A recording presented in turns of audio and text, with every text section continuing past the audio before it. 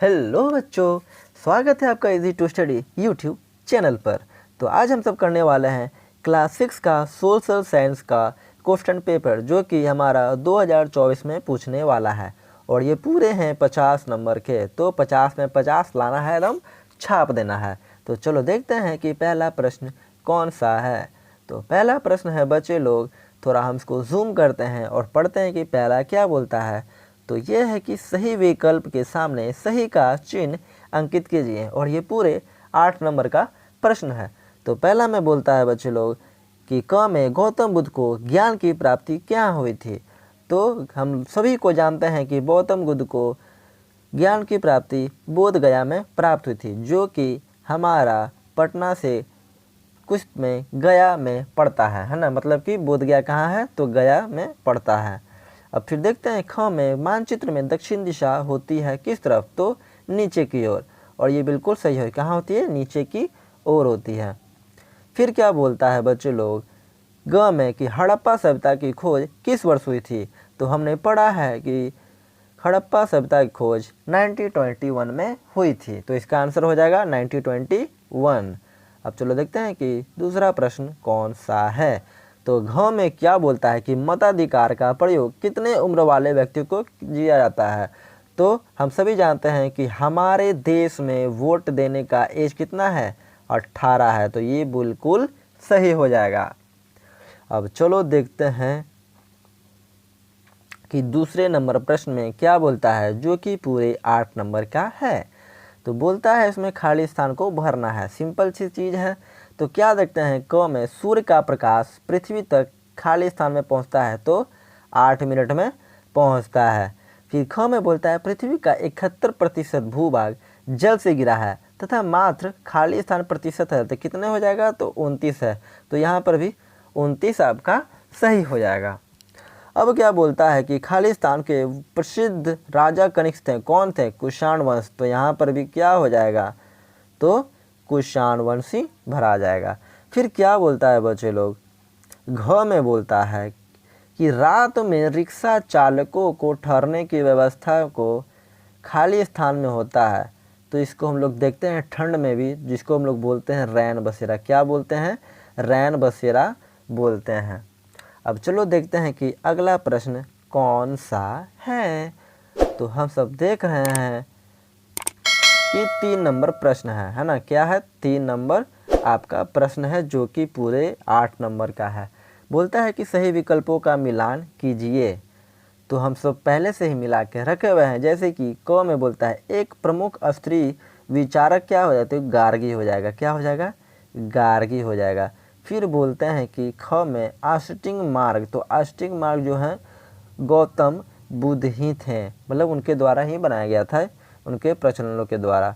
फिर क्या बोलता है कि गोलघर, तो गोलघर क्या था, तो अनाज का भंडार था, जो कि पटना में है ना। आप सब पटना आओगे तो गोलघर पक्का घूम के जाना, बहुत ही अच्छा बनाया हुआ है।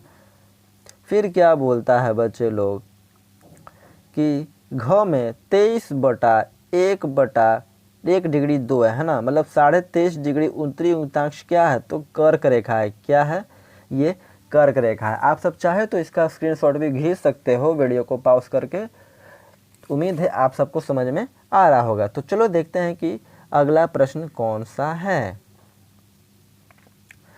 तो अगला प्रश्न बताने से दोस्तों आप सबको मैं ये बताना चाहता हूँ कि अगर आप सब इस क्वेश्चन का है ना, इस क्वेश्चन का आप पीडीएफ चाहते हैं, तो हमारे पीडीएफ के लिए टेलीग्राम चैनल को ज़रूर से ज़रूर ज्वाइन करें। और हमारे टेलीग्राम चैनल का नाम क्या है दोस्तों, तो इजी टू स्टडी ग्रुप ही हमारे चैनल का नाम है। और ये स्कैनर है, आप सब स्कैन भी कर सकते हो। तो किसी भी क्लास 6 का किसी भी क्वेश्चन का आपको पीडीएफ चाहिए, तो हमारा टेलीग्राम चैनल को ज़रूर से ज़रूर ज्वाइन कर लीजिए। तो चलो बढ़ते हैं आगे और देखते हैं कि अगला प्रश्न कौन सा है ना। तो 4 में बोलता है कि किन्हीं 4 प्रश्नों के उत्तर दीजिए। तो पहला प्रश्न क्या बोलता है कि शेर शाह कौन थे और इनका मकबरा कहाँ है। तो शेर शाह सूर्यवंश के संस्थापक थे, इनका मकबरा सासाराम में स्थित है। कहाँ पर है, तो सासाराम में। दूसरा क्या बोलता है, दूसरा का क्वेश्चन है बच्चे लोग कि आकाश गंगा क्या है। तो आकाश गंगा इसका हो जाएगा आकाश गंगा आकाश में उपस्थित सैकड़ों तारा, उल्का पिंड, नक्षत्र इत्यादि का एक सामूहिक रूप है जिसे हम लोग आकाश गंगा कहते हैं। फिर तीसरा नंबर प्रश्न है बच्चे लोग कि वेदों के नाम लिखिए। तो वेद कितने हैं? टोटल 4 हैं। कौन है? ऋग्वेद, यजुर्वेद, सामवेद और अथर्ववेद। तो ये हमारे चारों वेद हैं। अब देखते हैं कि अगला प्रश्न कौन सा है। तो 4 में बोलता है दोस्तों कि अजंता की गुफाएं कहाँ हैं। तो इसका उत्तर है कि अजंता की गुफाएं महाराष्ट्र में स्थित है। कहाँ स्थित है? तो महाराष्ट्र में स्थित है। फिर 5वां में बोलता है सौर मंडल में कितने ग्रह हैं, सूर्य से दूरी के क्रम उनके नाम लिखिए। तो एक बात मैं बताना चाहूँगा दोस्तों कि यहाँ पर क्वेश्चन आपका मिटा हुआ था, तो थोड़ा सा हम सही क्वेश्चन किताब में देखे हैं और फिर लिखे हैं। तो आप सब ये ना सोचिए कि ये क्वेश्चन गलत है, ये बिल्कुल क्वेश्चन आपका सही है ना। तो क्या इसमें बोलता है कि सौर मंडल में कितने ग्रह हैं और सूर्य से दूरी क्रम उनके नाम लिखिए। तो इसका उत्तर हो जाएगा बुध, शुक्र, पृथ्वी, मंगल, बृहस्पति, शनि, अरुण और वरुण। ये सब आपके पृथ्वी से बढ़ते दूरी के अनुसार आपके ग्रहों के नाम है। और एक बात बताना चाहूँगा दोस्तों कि सूर्य से सबसे पास का ग्रह है बुध ग्रह, है ना, और सबसे दूर का है वरुण। ये आप सब एग्ज़ाम में भी पूछ सकता है, आप सब याद रखिएगा। अब चलो देखते हैं कि अगला प्रश्न कौन सा है ना। तो एक यहाँ पर इसको हम सेपरेट कर दिए हैं दोस्तों, अलग कर दिए हैं ताकि अच्छे से समझा दें।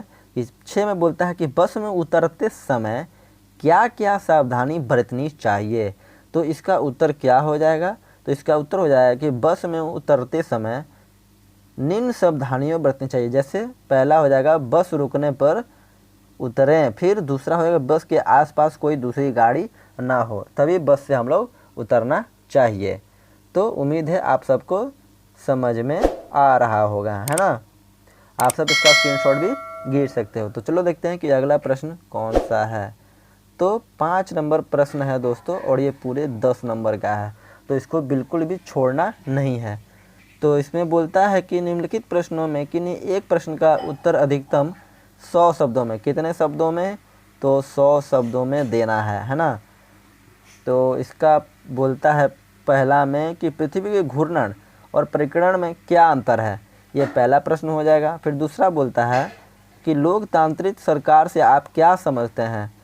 फिर तीसरा में है कि अतीत की जानकारी जिन किन स्रोतों से माध्यम से हो सकती है उसकी एक सूची बनाएं। तो ये बहुत ही बड़ा है और इसका 100 शब्द में देना आसान नहीं है। और ये भी जो क्वेश्चन है इसमें 100 शब्द में देना आसान बात नहीं है। लेकिन सबसे हल्का हमारा क्वेश्चन क्या है, और वो ये है ना, क्या है? लोकतांत्रिक सरकार से। इसको हम 100 शब्द में आंसर उत्तर दे सकते हैं। तो हम इसी का दिए हुए हैं दोस्तों, आप सब देख सकते हो। अब जैसे कि हम बोले हैं क्या कि लोकतांत्रिक सरकार है ना, क्या है? वैसी सरकार जिसमें जनता द्वारा जनता के लिए, जनता के जन कल्याण के लिए चुना जाता है, उसे लोकतांत्रिक सरकार कहते हैं। क्या कहते हैं? लोकतांत्रिक सरकार कहते हैं। इसके आगे भी है। और इसका दूसरा पहलू क्या है, यहाँ तक हम कर लिए थे, उसे लोकतांत्रिक सरकार कहते हैं। फिर क्या बोलता है, इसको थोड़ा सा हम जूम कर देते हैं, आपको आसानी से दिखे कि लोकतंत्र में जब कोई व्यक्ति 18 वर्ष से अधिक आयु का हो जाता है, क्या हो जाता है? तो 18 वर्ष से अधिक का हो जाता है ना, तब से उसे मताधिकार प्रदान किया जाता है। उनके वोट द्वारा ही सरकार चुनी जाती है। क्या की जाती है? तो चुनी जाती है। तो आप सब जानते हो कि वोट देने का एज कितना है? तो 18 वर्ष है। तो उम्मीद है आप सबको ये क्वेश्चन पेपर का वीडियो पसंद आया होगा, है ना। तो अगर आप सबको यह वीडियो अच्छा लगा हो तो इसको ज़रूर से ज़रूर लाइक करिएगा, कमेंट शेयर कर दीजिएगा और अपने दोस्तों में भी ज़रूर से ज़रूर शेयर करिएगा। तो मिलते हैं हम लोग नेक्स्ट वीडियो में, तब तक के लिए जय हिंद बच्चे लोग।